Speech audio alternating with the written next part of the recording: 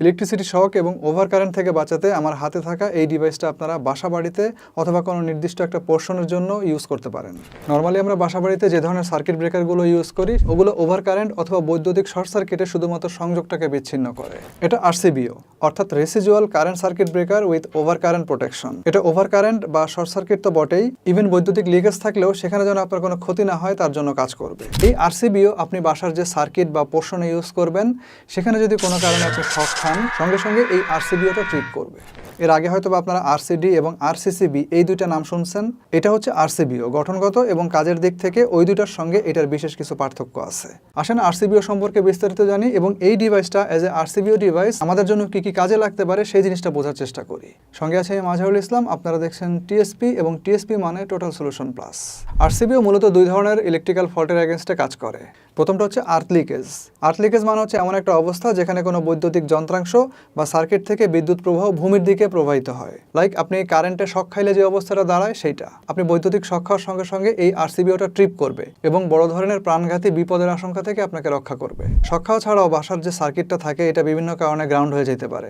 যেমন ধরেন আপনি অনেক সময় দেখবেন যে জানলা ধরলে চিনচিন করে, টিন শেডে যারা থাকেন তাদের দেখবেন যে মাঝে মাঝে টিনে হাত দিলে শক করে। এই সবগুলোই কিন্তু আর্থ লিকেজের কারণে হয় এবং এই ধরনের ঘটনা ঘটলেও আপনার কিন্তু এই RCBO গুলো ট্রিপ করবে। সেকেন্ড হচ্ছে over current, which is pretty common. Over current চলে আসার কারণে সার্কিটে ওভারলোডের সৃষ্টি হয় যেটা পরবর্তীতে শর্ট সার্কিটে রূপান্তর হয়। এরকম অবস্থাতেও কিন্তু RCBO গুলো ট্রিপ করে। সো সব মিলিয়ে দেখা যায় যে 4 ধরনের ঘটনা ঘটলে আপনাদেরকে এই RCBO গুলো সেফটি দেবে। এক হচ্ছে কেবলের ওভারলোড বা শর্ট সার্কিট, 2 নম্বর হচ্ছে ডিরেক্ট পার্সোনাল কন্ট্যাক্ট জনিত কারণে শক খাওয়া। এটার সেন্সিটিভিটি কাজ করে সাধারণত 10 থেকে 30 মিলিঅ্যাম্পিয়ার পর্যন্ত। থার্ড হচ্ছে ইনডিরেক্ট পার্সোনাল কন্ট্যাক্ট মানে বৈদ্যুতিক আবেশজনিত যে শক খাওয়া সেইটা। এটার সেন্সিটিভিটি কাজ করে সাধারণত 100 মিলিঅ্যাম্পিয়ার পর্যন্ত। 4 নম্বরটা হচ্ছে বৈদ্যুতিক লিকেজের কারণে যেন সংশ্লিষ্ট যন্ত্রাংশে আগুন ধরে না যায় সেজন্য। এতক্ষণ ধরে আমি যে কথাগুলো বললাম আমি আশা করতেছি যে আপনারা RCBO নিয়ে মোটামুটি চলার মতো একটা ধারণা পেয়ে গেছেন। এবার আসেন যে এই RCBOটা কিভাবে কাজ করবে সেটা দেখি। এটা মূলত এরকম একটা বক্সের মধ্যে আসছে এবং বক্সের মধ্যে এই ডিভাইসটা ছাড়াও আপনারা ওয়ারেন্টি কার্ড পাবেন একটা। এটার ব্র্যান্ড নেম হচ্ছে ইজিটেক। সো ওভার কারেন্টের মাত্রাটা আপনারা বুঝতেই পারতেছেন 25 এম্পিয়ার পর্যন্ত। এর বেশি কারেন্ট আসলে এই ডিভাইসটা ট্রিপ করবে, মানে বিদ্যুৎ প্রবাহটা বন্ধ করে দেবে। যাই হোক, এখানে ইনপুট এবং আউটপুটের জন্য আলাদা আলাদা প্রান্ত দেওয়া আছে।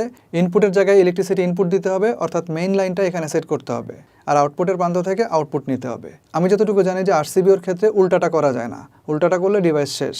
এই ডিভাইসটার ক্ষেত্রে ইনপুট এবং আউটপুটের জন্য সেরকম কোনো ডিরেক্ট ইন্ডিকেশন আমি কোথাও পাইলাম না, জাস্ট দুইটা প্রান্তে ফেস এবং নিউট্রাল মার্কিং করা আছে।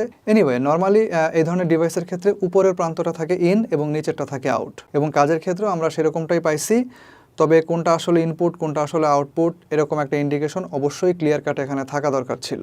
বৈদ্যুতিক ইনপুট পেলেই যে ডিভাইসটা আপনাকে ইলেকট্রিসিটি সরবরাহ করা শুরু করে দেবে বিষয়টা এরকম না। তার আগে আমাদেরকে এই ব্লু বাটনে একটা পুশ করে নিয়ে সিস্টেমটাকে অন করে নিতে হবে। এখন দেখেন, যদি কোনো কারণে আপনার বাসার ইনপুট আউটপুট একটার সঙ্গে আরেকটাকে টাচ করে বা কোনো কারণে একীভূত হয়ে যায় তাহলে সঙ্গে সঙ্গে এই ডিভাইসটা ট্রিপ করবে। তখন এই যে রেড সুইচটা আছে এটাকে আবার অন করে দিতে হবে, কিন্তু তার আগে অবশ্যই এই ব্লু বাটনটাকে আপনাকে চেপে নিতে হবে। এবং মনে রাখবেন, যতবার এই ডিভাইসটা ট্রিপ করবে ততবার এই ব্লু বাটন আপনাকে চেপে নিতে হবে। ব্লু বাটনটাকে চেপে তারপরে এই রেড সুইচটাকে উপরের দিকে তুলে দিতে হবে। এবার আপনি যদি কোনো কারণে শক খান বা আপনার যে আউটপুট আছে সেটা মাটির সঙ্গে টাচ খায় তাহলেও এই যে ডিভাইসটা আছে সেটা কিন্তু ট্রিপ করবে। এবার এখানে দেখেন পুশ মান্থলি এরকম লেখা একটা হলুদ রঙের বাটন আছে। এটা মূলত চেপে দেখা হয় যে এই ডিভাইসটা ফাংশনাল ঠিকঠাক মতো আছে কিনা। যদিও এটা কেউ করে কিনা আমার যথেষ্ট সন্দেহ আছে, তারপরেও বাটনটা দেওয়া আছে, আপনি চাইলে ফাংশনটা কাজে লাগাইতে পারবেন।